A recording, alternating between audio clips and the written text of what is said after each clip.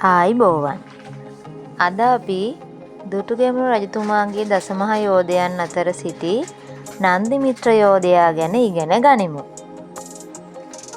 එළාර රජුගේ හමුදාවේ හිටපු මිත්ත සෙන්පතියාගේ නැගණියගේ පුතා තමයි නන්දිමිත්‍ර කියන්නේ.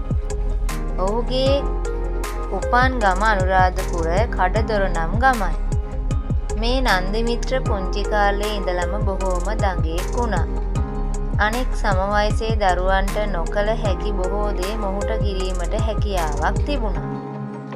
ඔහුගේ සමහර දඟවැඩ නිසා මව්පියන් පවා අපහසුතාවයට පත්වුණු වෙලාවල් තිබුණා. දිනක් මේ නන්දිමිත්‍රගේ දඟවැඩ ඉවසිය නොහැකි ඔහුගේ මව හම් පටියකින් ඔහුව ඇඹරුම් ගලේ බැඳ දමා දියගෙන ඒමට ගියා. තමන්ගේ වෙරයොදා ඇඹරුම් ගලට තබා බැමි හම් පටිය කඩා දැමූ නන්දිමිත්‍ර මවගේ පිටුපස දිව ගියා.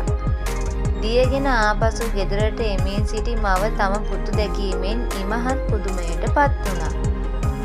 දඟවැඩ කෙසේ වෙතත් මේ පුංචි පුතුගේ කාය ශක්තිය ගැන මව මහත්සේ සතුටට පත් වුණා.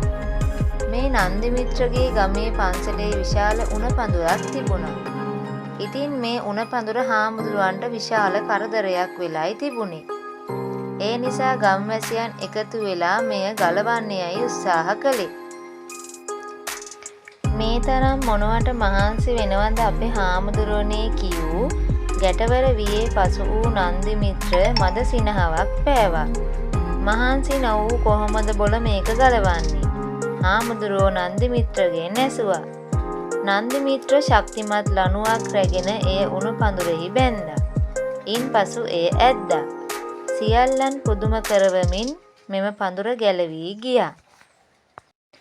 පසු කලෙක දුටුගැමුණු රජතුමාගේ දසමහා යෝධයන් අතර විශ්වාසවන්ත සහ ශක්තිමත්ම යෝධයෙක් බවට නන්දිමිත්‍ර යෝධයා පත් වුණා.